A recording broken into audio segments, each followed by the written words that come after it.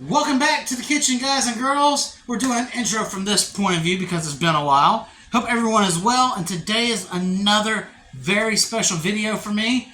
We're going to be going back and doing another installment of authentic half Mexican food, and today we are covering birria. That's right, the internet sensation that's been blowing up since 2022 and is still growing. There's 1,001 different recipes. Anytime you click search on birria or birria tacos, today we're doing a Mad Chef twist on a Birria Quesa Taco or quesabirria, whatever you want to call it.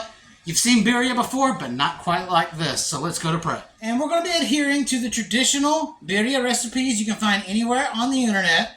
The star of the show today is this absolutely beautiful, nearly 4-pound USDA choice chuck roast. So we're going to go ahead and get it ready to start searing. And what I've created is a spice rub for this chuck roast, so that way it comes up with this beautiful, crispy, spicy herb crust that's going to add extra flavor to your already flavorful birria broth. So what this is 2 teaspoons kosher salt, 1 teaspoon ground black pepper, 2 teaspoons of Chipotle chili powder, has to be Chipotle, 2 teaspoons of smoked paprika, 2 teaspoons of garlic powder, 1 teaspoon of onion powder, and 2 teaspoons of ground cumin. And we're just going to cover this chuck roast like so, pressing it in, getting all these nice flavors involved.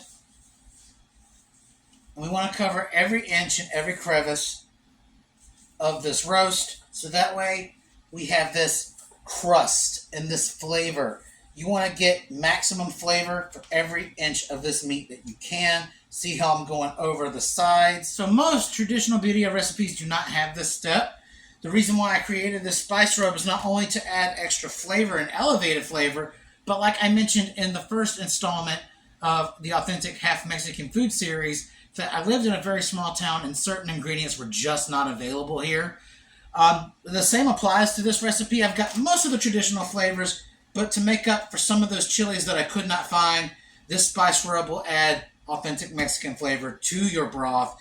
Once this sears off and then boils out into the juice, it's going to infuse the whole dish with this great flavor. So now that being said, let's take this to the stove. What I've got is this big pot over medium-high heat, and I've got some canola oil that's getting hot.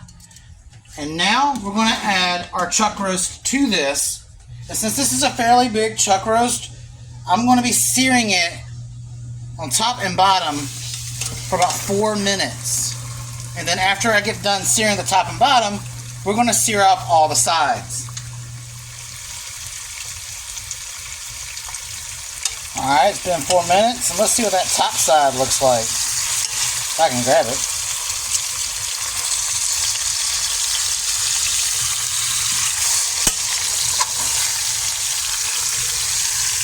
Oh my God. Do y'all see that?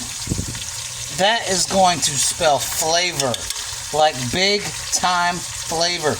It already smells like a Mexican restaurant in this house just by searing off this beautiful chuck roast. So we're going to do the same thing for the bottom and then the sides, and then I'll see you when this comes up. Alright, so our chuck roast is done, and look at how beautiful that is. Alright, so when it came to the sides, I seared them for 2 minutes, each side standing up. Alright, so now what I've done is I discarded all that old burnt oil, and then put fresh oil in the pot. We're keeping the pan on, because that's going to add unlimited flavor to this birria. So we're going to put this back on medium-high heat, and then we're going to start adding in our aromatics. All right, now that your pot's become hot again, you're going to add in 1 diced yellow onion. I'm going to start swirling that around. And you don't want a lot of new oil when you put oil back into the pot. You just want a couple tablespoons. Just enough to get these veggies to start searing off. And on top of this, I have 3 tablespoons of minced garlic that I'm going to sweat off together.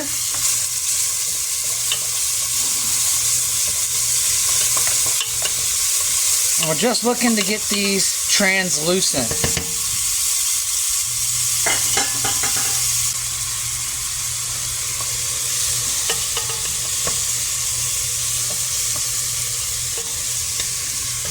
Alright, now that you got these guys sweating off good, it's time to add in a tablespoon of tomato paste. And we're just going to start mixing this tomato paste around the bottom. We're toasting it. We want it to get a little dark, not burnt though. We're just trying to get some color on it and try to get it to stick to the bottom of the pan.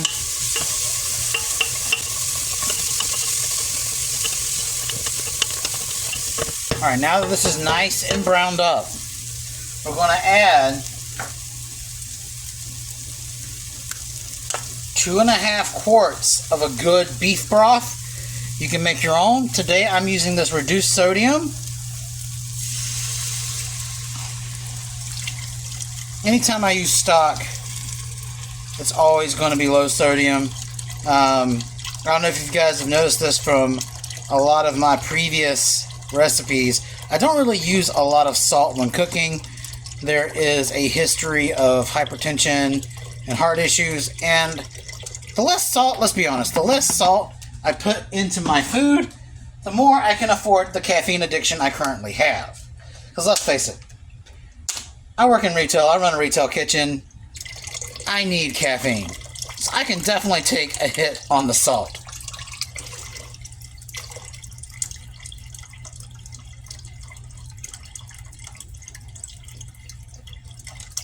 Alright, that's about 1.5 of these jugs right here. I'm going to give it a good stir.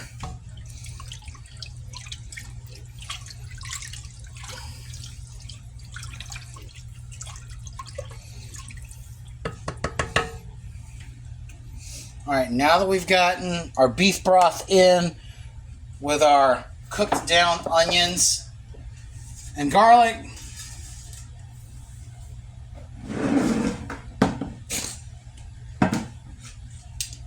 we want to reintroduce our chuck roast back in.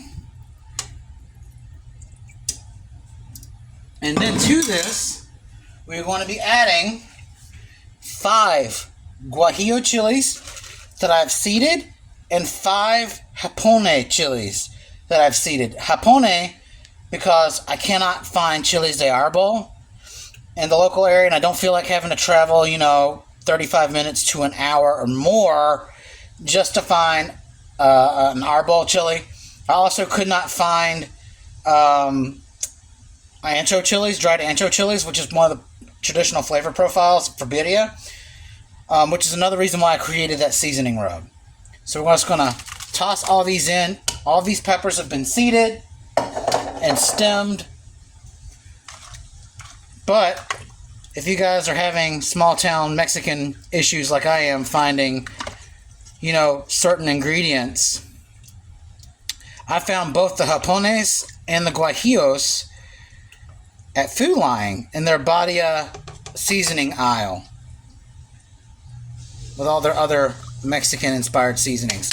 Alright, we're not done yet. In this cheesecloth, I have 6 bay leaves and 1 cinnamon stick. And we're just going to try to push that around. There we go.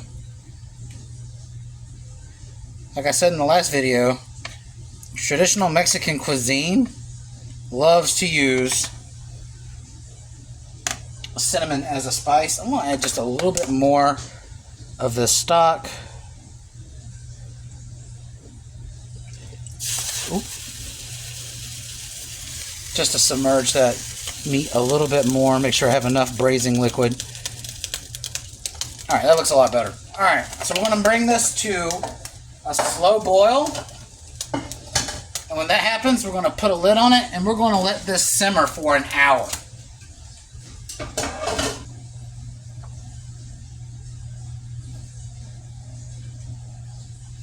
Alright, we're just now getting that rolling bubble, that rolling boil. So we're now going to put a lid on this sucker and set our timer for an hour. Alright, I'll probably flip my steak about halfway through and I'll see you in an hour. So it's been an hour. And now what we're going to do is we're going to remove all of our little chilies now that they've been rehydrated and cooked. and we're going to blend them into a paste. I did have to turn the heat on the stove down a little bit as the pot was getting a little too hot and the boil was getting a bit aggressive. You just want to simmer it. Just like when making carnitas, the idea is to braise over a long period of time to create great flavor.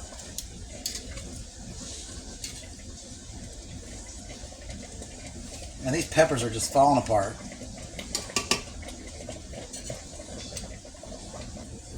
Alright, now that we've got all of our chilies in the blender, we're going to take about a cup of this braising liquid.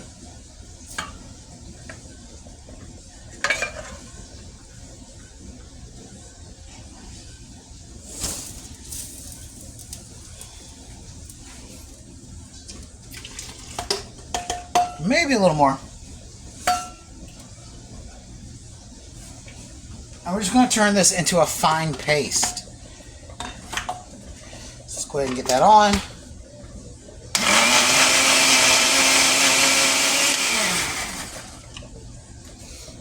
I'm going to take a quick whiff. It smells amazing.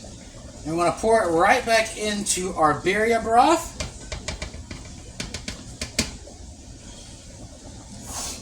Going to give it another quick stir, move it around a little bit. And then we want to let it simmer for another hour.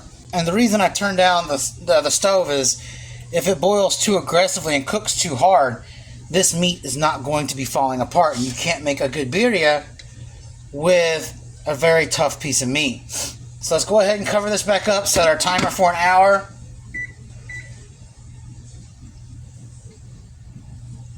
Again, turn your meat at about a half-hour point like I did. Get everything going. And then we'll check it. And if it's not falling apart, we'll add an additional 30 minutes. All right, it's the end of hour 2. And let's see how I did. Ooh.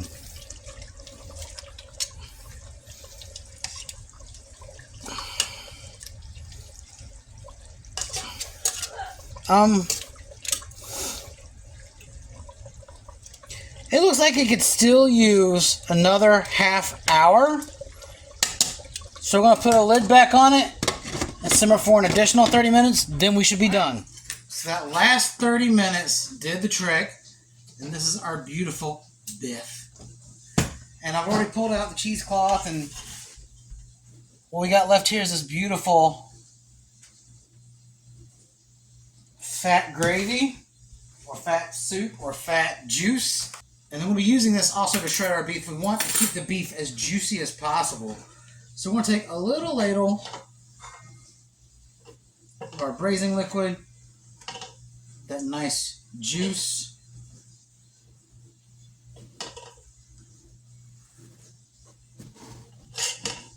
The goal is to keep the meat as moist as possible.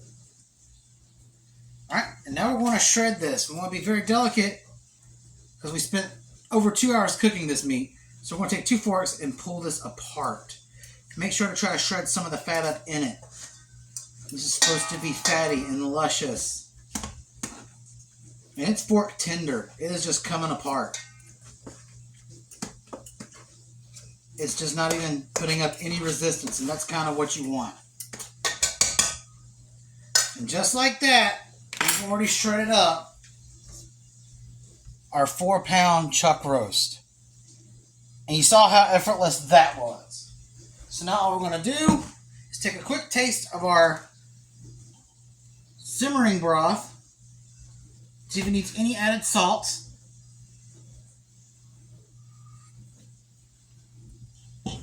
And it needs just a little bit.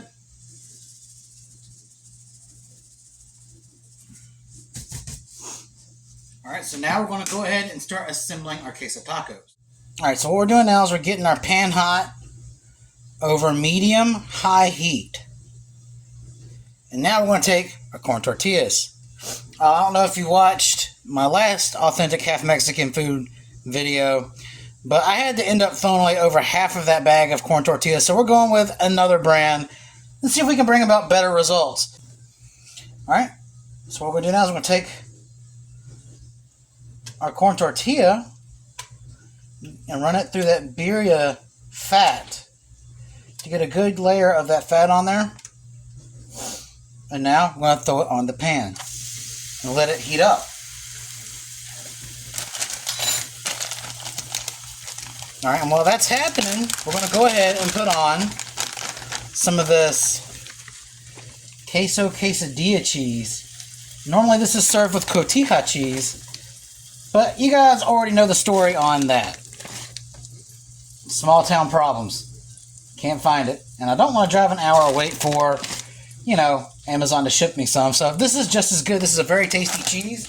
We're going to wait until the cheese starts to melt. Then we're going to put our birria beef on top. Alright, so now that I'm seeing some of the cheese goo up, I'm going to go ahead and put a layer of our birria beef on. Do it just to one side like this. Alright.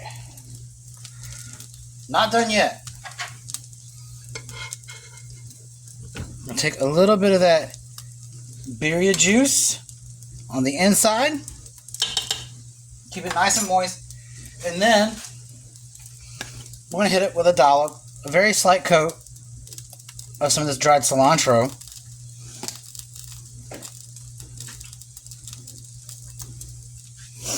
And I'm going to fold this over. Oh, look at that. That holds together a lot better. And so we're going to cook this about a minute on each side. And we're going to keep doing that until we've cooked all of our birria tacos. Alright, and now we're at the part of the video that I like best, and that's the tasting. Alright. Gonna go ahead and tear one of these apart and see what the cheese pool looks like.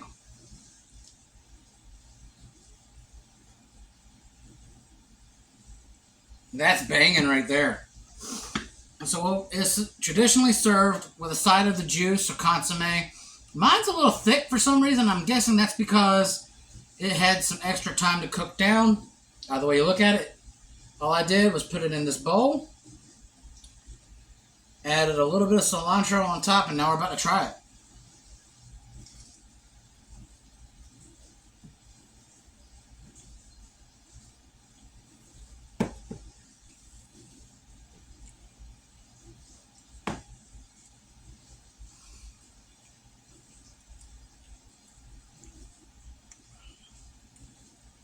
That is special. Oh my Lord, that is good.